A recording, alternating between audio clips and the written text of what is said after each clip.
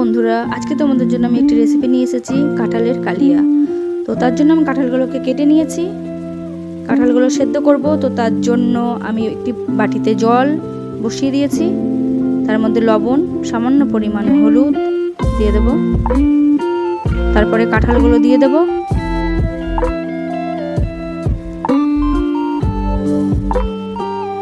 কাঁঠালগুলো আমি 50% মতো সেদ্ধ করব।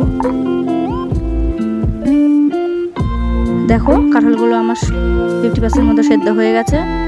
তো কাঁঠালগুলো একটি ঝুড়িতে জল ঝরিয়ে নেব।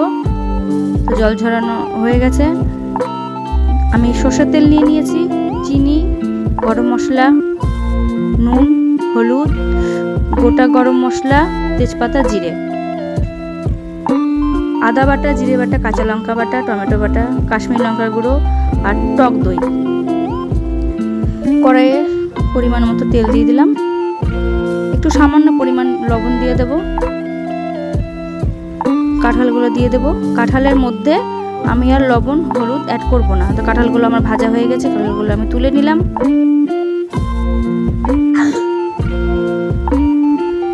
কড়াইয়ের মধ্যে সামান্য পরিমাণ তেল দেব।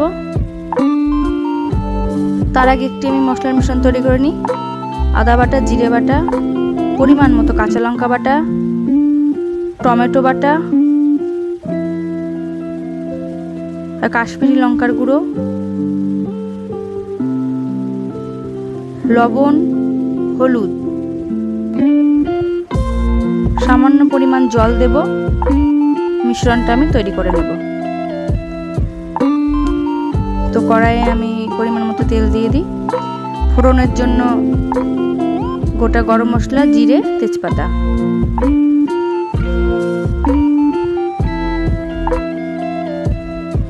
এবার আমি মিশ্রণটি দিয়ে দেব।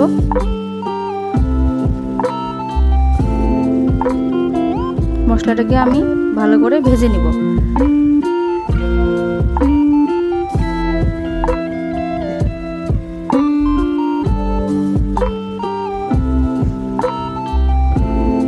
এর মধ্যে আমি টক দইটা দিয়ে দিলাম।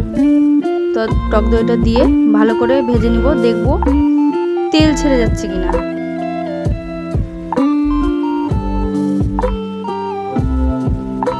তো দেখো, তেল ছেড়ে গেছে। এবার আমি ভাজা কাঁঠালগুলো দিয়ে দেব। খুব হালকা হাতের নাড়াচাড়া দিয়ে নেব, যাতে কাঁঠালগুলো না ভাঙে। সামান্য পরিমাণ জল দেব।